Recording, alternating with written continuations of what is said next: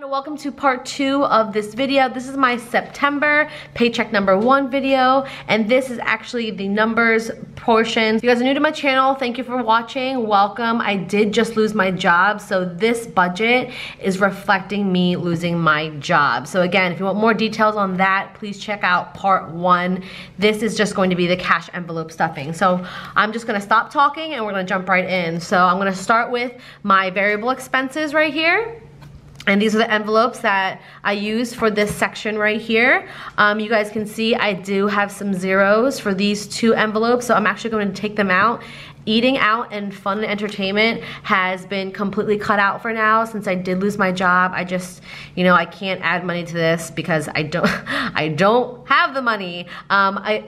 I explained in my part 1 that I did get a small severance from my company when I got laid off, so technically I'm still working off of my salaried number, but I wanted this to reflect more of what I would be getting out of unemployment. So these 2 envelopes are going bye-bye for now because I just, you know, we can't add to them, not right now.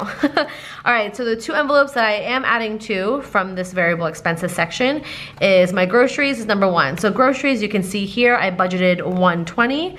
So we're gonna do 50, 60, 70, 80, 90, we'll do 100 and then 20. All right, so 120, let's just make sure that's right. Yep.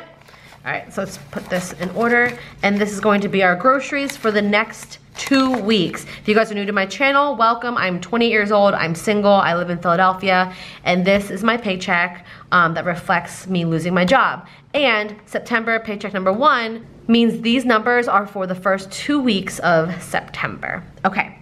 Just wanted to point that out. Personal, we're adding $40 to personal. I did mention in part 1 that I'm no longer getting my nails done. Uh-oh, why is this upside down? That's gonna bother me.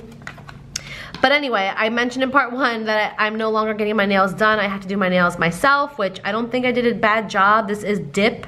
I love dip powder, so I just bought a kit. If you want a video on that, let me know. But I can't get my nails done every 2 weeks anymore, so $40 is what I have to work with for my little personal spending. All right, so now we're going to get into my sinking funds, and you guys can see here I did a lot of adjustments here because of my current situation, so let's just jump right into it.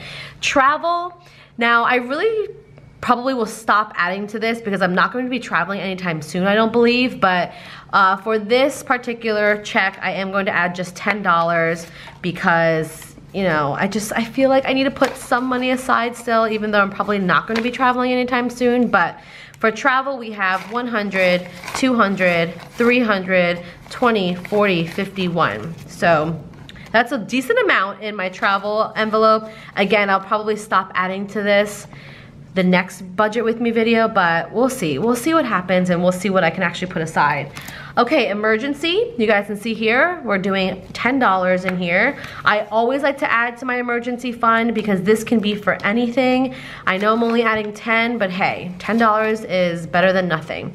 So in here we have 100, 200, 20, 40, 60, 80, 90. $290 in emergency is great. I think that's a good cushion just in case. Medical, so if you have not watched part 1, then please, again, go watch it. But I have nothing left in my medical envelope. I'm not gonna go into full detail because I already talked about this in part 1, but I had a lot of doctor's appointments. I had to get my contacts. Contacts are expensive, you guys. So this is completely empty. So we're adding $20 to try to start and build this envelope back up.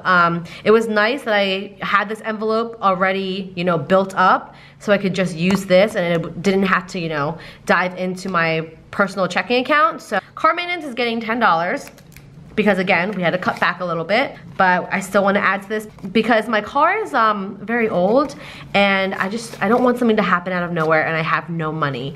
So for my car maintenance, I have 150, 170, 190, 210, 230, 240 in car maintenance. So again, nice cushion just in case. Okay, the next one is birthdays. My birthday envelope is getting $0. The next one as well, my Christmas is also getting 0, unfortunately, for the time being, but hopefully we can pick that back up later. My gifts envelope, which is for my cousin's wedding, is getting $60. And this envelope will be non-existent after this budget with me video. So the next video that you see from me will not have this envelope. This is literally just for my cousin's wedding, which is actually this weekend. So we have $20, $40, $60 to go towards my cousin's wedding gift. So let's see what we have total. We have 100, 20, 40, 60, 80, 90, 200. $200 set aside for her, which is I think a great amount. So there's that. The next one we have here is new car. Obviously we had to do some budget cuts, so new car is getting nothing. Another one that's getting nothing is apartment. My apartment fund is not getting anything. I did actually spend quite a lot of money from this envelope. I had to get candles, air fresheners, paper towels, toilet papers, all of that. I had to buy a lot of things this past week. So what we have left, if you're curious, is 100, 10, 20, 21, 22, 23, 123 left in here. I think I had like 200 something in here, but you know, sometimes you just gotta get what you need to get, right? So I'm grateful that I did have this fund so I could spend from this. All right, you guys, so the last envelope that we have to fill is my projects envelope, and we're doing $10. And this envelope is completely empty. I had to take the money that was in here to put towards this upcoming project that I have, so now we're starting back at 0. So we're just gonna add $10 just to kind of get it started again. So that is all of the envelopes that we have to fill here.